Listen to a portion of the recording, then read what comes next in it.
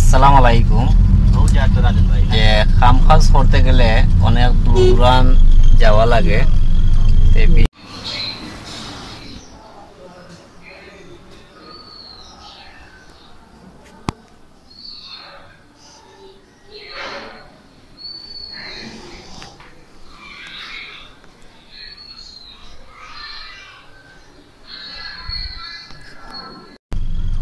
বিষয়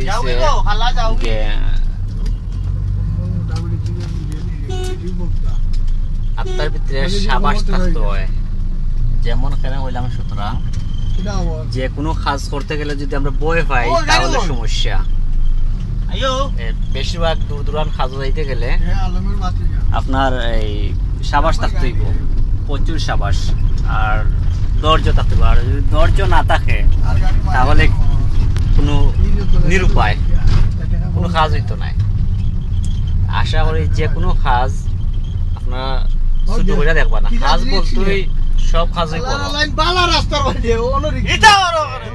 আমরা এখন কাজও রানা দিছি, বিশেষ করে বড় একটা কাজ হই মানুষের মন ভাঙ্গা আর মসজিদ ভাঙ্গার সমান। আমরা চাইলাম যে মসজিদও ভাঙতাম না, মনও ভাঙতাম না, জোড়া লাগাইতাম নেগেটিভ এবং পজিটিভ। এগুলা যদি আমরা সচরাচর যদি মনে রাখবো, একটা আছে না ডাকের একটা কথাটা যে একটি অচেনা পথে কয়েকবার হাঁটলে সে পথচেনা হয়ে যায়। যুগ যুগ দেখে আসলো মানুষকে চিনাটা বড় নয়। আমরা যতই খাস সম্বন্ধে ধারণা থাকুক না কেন, তখন দেখা গেছে যে আমরা কিচ্ছু জানি না।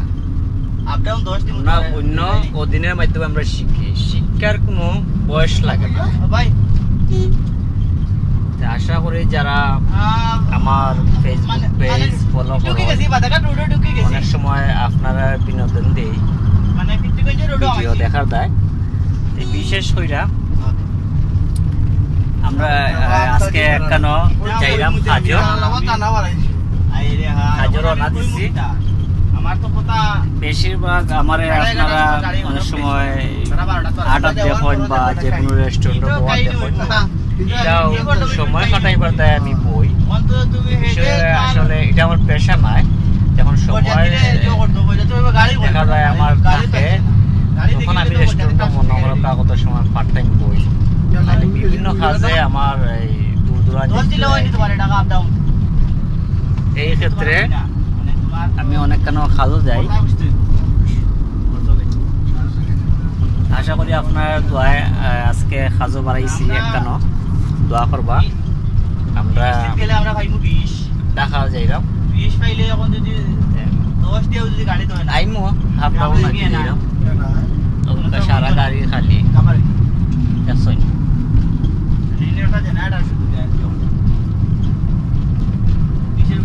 তো সবকিছুই আপনার শেয়ার করি, শেয়ার করলে তো আর অসুবিধা নাই। আর কিছু কিছু জিনিস আছে আমরা অন্য দিনের মাধ্যমে শিখি। আগেও হইলাম শিক্ষার কোনো বয়স নাই। আর শরম লজ্জা এমন এক জিনিস, আর জ্ঞানভিদ আরও জিনিস। এই দুইটা জিনিস যদি আমরা না থাকে, পাশাপাশি আরেকটা জিনিস আছে, আমরা